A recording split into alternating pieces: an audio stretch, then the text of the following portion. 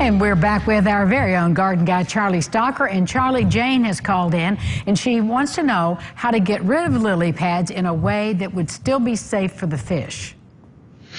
Aquazine. There's a chemical called Aquazine, Aquazine.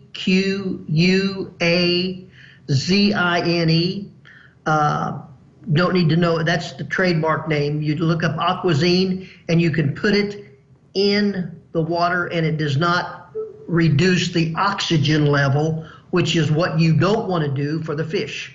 So to answer your question, Aquazine. All right, Anita wants to know how you grow a magnolia tree. Do you need a seed pod or can you root it from a stem?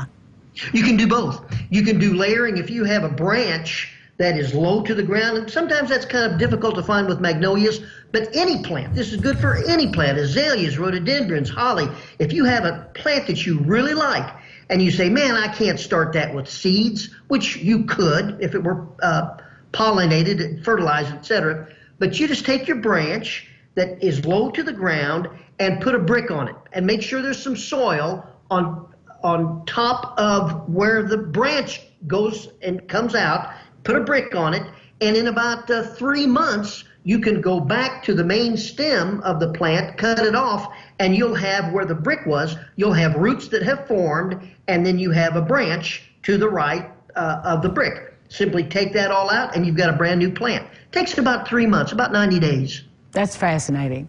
It's called layering. That is so interesting. Well, Jan has called, and she said the tips of her green peppers are turning yellow on the actual pepper itself.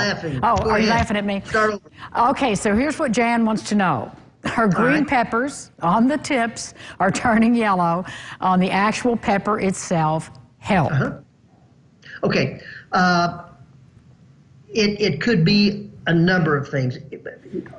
One of the greatest resources people have is to go to Hey Garden Guy Charlie Stalker Facebook, send me pictures, and I can really identify very quickly what the problem is. However, with peppers, they like the heat. They like, obviously, moisture, but if it's yellowing on the tips, to me, there's a lack of nitrogen, or you could even go with some Epsom salts, but just side dress it with some 10-10-10 or 12-12-12 fertilizer.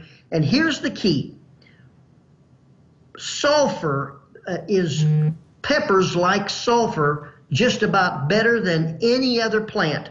So if you can find some elemental sulfur and just simply sprinkle it around the top of the soil, around the pepper plant, you will be amazed at how much better, if you've ever had problems with peppers, the sulfur makes a difference.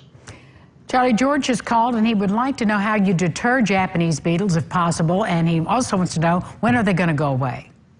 They'll go away about the end of this month. They're here for about 40 days. How do you deter? That's what he said, yeah. Japanese beetles? You can get the Japanese beetle traps and put them probably 200 to 300.